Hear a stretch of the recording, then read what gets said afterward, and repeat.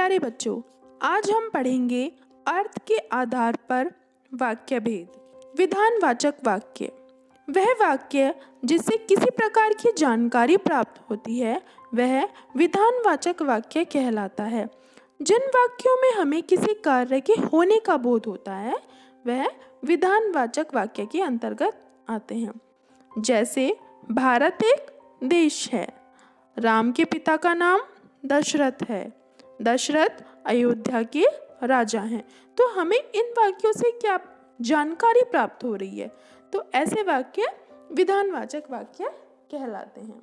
निषेधवाचक वाक्य जिन वाक्यों से कार्य न होने का भाव प्रकट होता है, अर्थात जिनमें कार्य नहीं होने का बोध होता है, उन्हें निषेधवाचक वाक्य कहते हैं।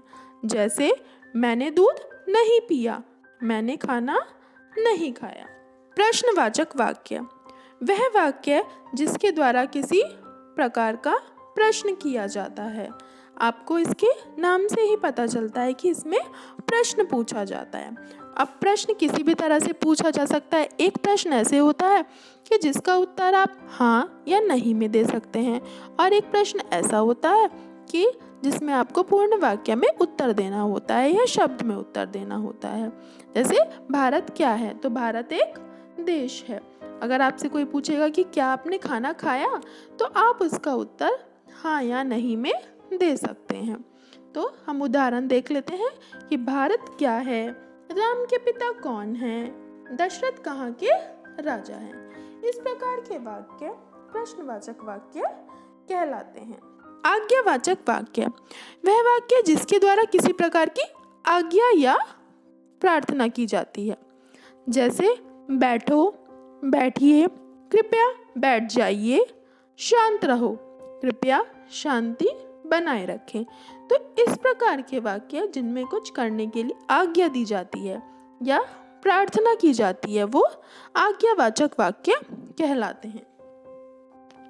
विस्मयादिवाचक वाक्य वह वाक्य जिससे किसी प्रकार की गहरी अनुभूति का प्रदर्शन किया जाता है वह विस्मयादिवाचक वाक्य कहलाते हैं। बच्चों, ऐसे वाक्यों में हम हर्ष अर्थात खुशी से, दुख से, इनसे चौंक जाते हैं, तो उनसे जो भाव उत्पन्न होता है, तो ऐसे भावों में जो हम वाक्य बोलते हैं वो विस्मयादिवाचक वाक्य के अंतर्गत आते हैं। जैसे आहा, कितना सुंदर उपवन है।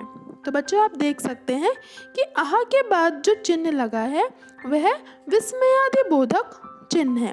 इस चिन्ह के माध्यम से हम विस्मयादिवाचक वाक्यों की पहचान कर सकते हैं। इच्छावाचक वाक्य जिन वाक्यों में किसी इच्छा, आकांक्षा या आशीर्वाद का बोध होता है उन्हें इच्छावाचक वाक्य कहते हैं। जैसे भगवान तुम्हें दीर्घायु करे, नव वर्ष मंगलमय हो।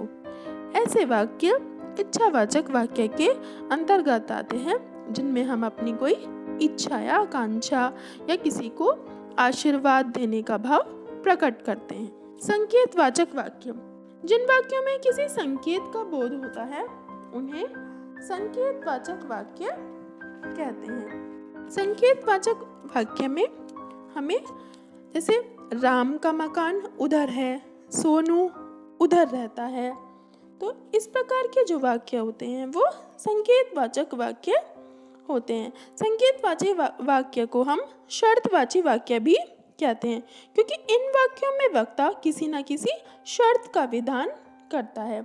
इनमें यदि, तो, अगर, तो अव्ययों से जुड़े मिश्र वाक्य भी आते हैं। जैसे यदि बारिश न आई तो हम लोग कहीं घूमने चलेंगे। ऐसे वाक्य भी आते हैं। संदेहवाचक वाक्य संदेहवाचक वाक्यों को हम संभावनार्थक वाक्य भी कहते हैं। इन वाक्यों में संदेह का बोध होता है, हमें पक्का पता नहीं रहता कि ये कार्य हो चुका है या नहीं। जैसे क्या वह यहाँ आ गया, क्या उसने काम कर लिया, शायद आज बारिश आए, हो सकता है टिकट मिल जाए। ऐसे वाक्य भी आते हैं। तो संभावना के अलावा वक्ता द्वारा जब इच्छा, कामना, अप्रत्यक्ष आदेश के भाव भी प्रकट किए जा सकते हैं तो इन वाक्यों में ऐसे वाक्य आते हैं। तो बच्चों, आज हमने अर्थ के आधार पर वाक्य भेद पढ़े। धन्यवाद।